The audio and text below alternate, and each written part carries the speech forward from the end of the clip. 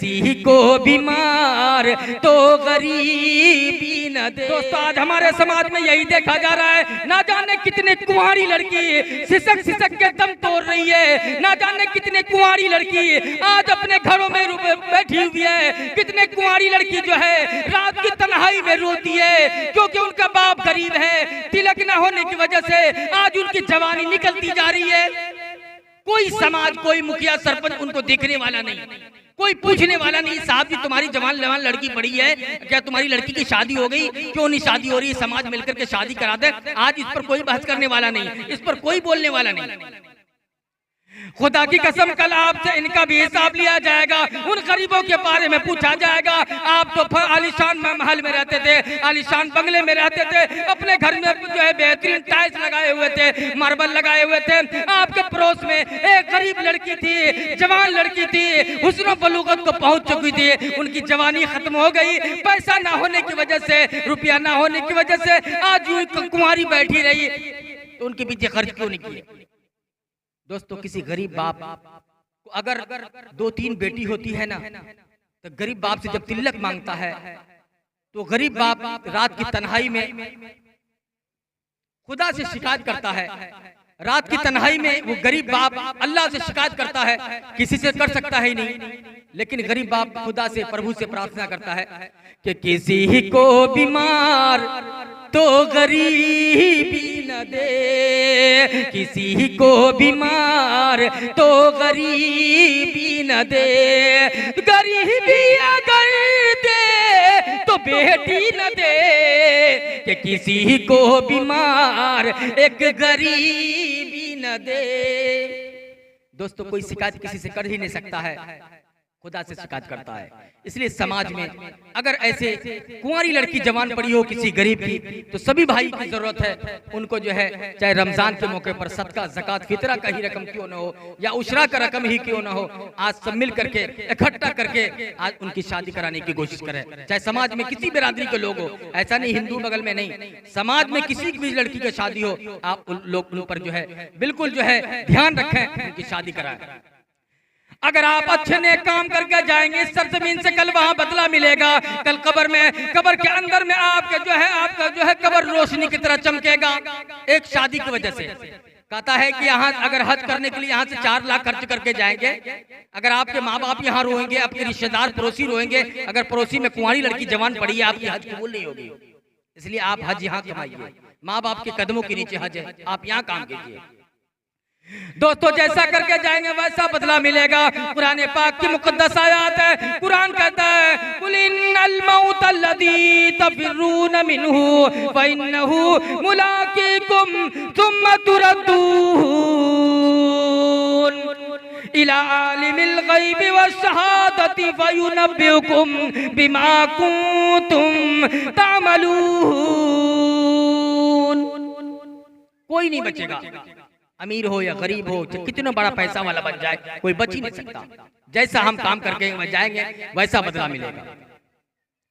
दोस्तों कुरान पाक की मुकद्दस आयत है, कुरान कहता है एक बार जो है उस्मानी रज़ी अल्लाह ताला अन्हु एक कब्रिस्तान से गुजर रहे थे।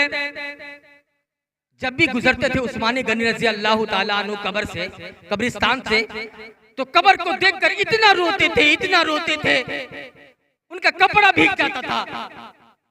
हाथ उठा के कहते थे लाउल आलमीन मैं गुनहगार हूं, परेशान हूं।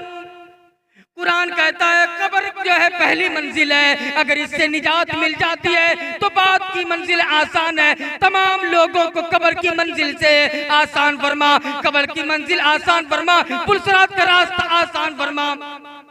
रोते थे। एक साहब कहने लगे कि उस्मानी गनी रज़ी अल्लाह ताला अन्हु, आपको जब भी देखता हूँ कब्रिस्तान से गुजरते हैं आपके आंसू आंखों में आंसू जारी हो जाता है, आप बहुत रोते हैं, क्या बात है।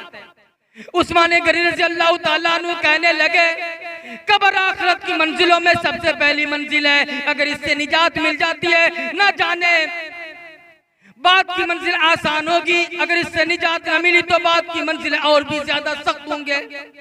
अगर ये मंजिल आसान हो जाएगी तो आपकी सारी के सारी रास्ते खुल जाएंगे, सारी मंजिल आसान हो जाएगी। अगर इससे निजात न मिली तो बाद की मंजिल और भी ज्यादा सख्त होंगे। एक चाचा कब्रिस्तान गया, कोई साहब मर गया था, कब्रिस्तान जैसे गया, कब्र में 2 कुदाली मारा कब्र खोदने के लिए, तो वहां एक इंसान को खोपड़ी मिला। खोपड़ी मिला, उस खोपड़ी को अंदर वो बंदा उठाया, नमाजी बंदा था, पढ़ा लिखा था, अरबी जानता था। उस खोपड़ी पे अरबी में लिखा हुआ था कुछ हुआ है कुछ बाकी है। क्या लिखा था? इस बात को याद कर लीजिए। उस खोपड़ी पे लिखा हुआ था कुछ हुआ है कुछ बाकी है। वो बंदा सोचने लगा, भाई आखिर क्या हुआ है और क्या बाकी बचा हुआ है, जरा मैं भी देख लूं आज। वो बढ़िया से गमछा में लपेट करके उधर रख दिया, कब्र को खोद करके डायरेक्ट घर आया। घर में अलमारी खोला, अलमारी खोलने के बाद उस अलमारी के अंदर में बढ़िया से लाल कपड़ा में रख दिया। जब भी बंदा सुबह उठता था, अलमारी खोल के देखता था उसमें क्या हुआ है, कुछ हुआ कि नहीं। जब भी देखा वही लिखा आ रहा है, कुछ हुआ है कुछ बाकी है, कुछ होना बाकी है। तो बंदा बार बार कब होगा कब होगा कब होगा। उसकी बीवी देखने लगी, कहने लगी आखिर क्या बात है, कुछ पर्सनली बात तो नहीं हो रही है। एक दिन जो है खोला, उसको खोलने के बाद देखा उसके अंदर मुंडी खोपड़ी पड़ा हुआ है। ओ बीवी कहने लगा, ओ ये जादू सीख रहा है, ओ लगता है हमको भगाने की तरकीब सोच रहा है। उसको बाहर जाने दिया। वो औरत जल्दी से खोल करके उखड़ी लिया, उखड़ी में कूट दिया, पकड़ के चूर चूर बना दिया। शौहर आया तो फिर अलमारी खोला, देख रहा कुछ है ही नहीं, खोपड़ी है ही नहीं। तो ऐसे इधर उधर देख रहा है। उसकी बीवी कही क्या खोज रहे हैं क्या? बोला कि खोपड़ी इसमें रखा हुआ था। ओ जादू सीख रहे थे दूसरे मोगी को लाने के लिए, मैंने तो उसको चूर दिया, अब आपको भी चूरेंगे। दोस्तों इसलिए कहता हूँ, चाहे अमीर हो या गरीब हो, जब इंसान कब्र के अंदर डालता है सारे के सारे जिस्म मिट्टी हो जाते हैं। चाहे जो है अमीर हो या इंजीनियर हो या कोई बड़ा पैसा वाला, कोई दिमाग वाला हो, सबका खोपड़ी वही गल जाता है। कब्र खोदने वाला, जिस सर में हम रात दिन तेल लगाते हैं ना, कब्र खोदने वाला जो है कब्र खोदता है ना, कभी कभी वो खोपड़ी पे पैर पड़ जाता है।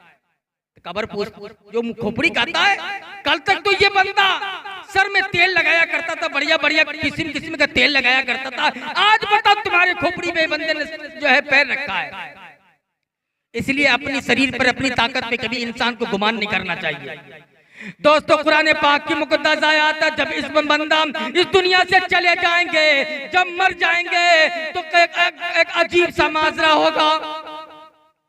आज कोई भी समाज के लोग हो, चाहे हमारे हिंदू धर्म के हो या मुस्लिम धर्म के भाई हो, कोई भी इस दुनिया से चले जाता है, हकीकत में 2-4 मिनट उनकी बहू रोने वाली होगी, 2-4 मिनट उनके बेटे रोने वाले होंगे।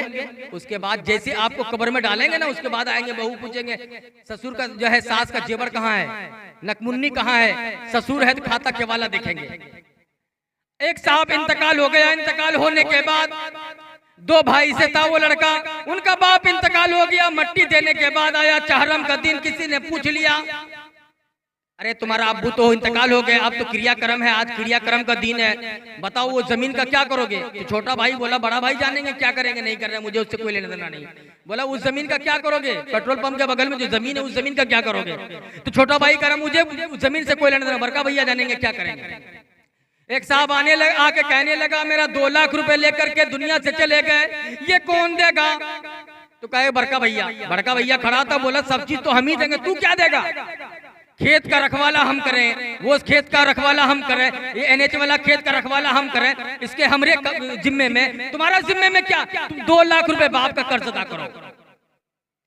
दोस्तों ये दुनिया का दस्तूर है, छोटे भाई का हक दबाया जाता है, छोटे भाई को जलील समझा जाता है। अभी के दौर में खुदा के वास्ते ऐसा नहीं कीजिए, ये दुनिया यही गर्क हो जाएगी, ये सारा का सारा दौलत यही खत्म हो जाएंगे, यही रह जाएंगे, कोई साथ जाने वाला नहीं है।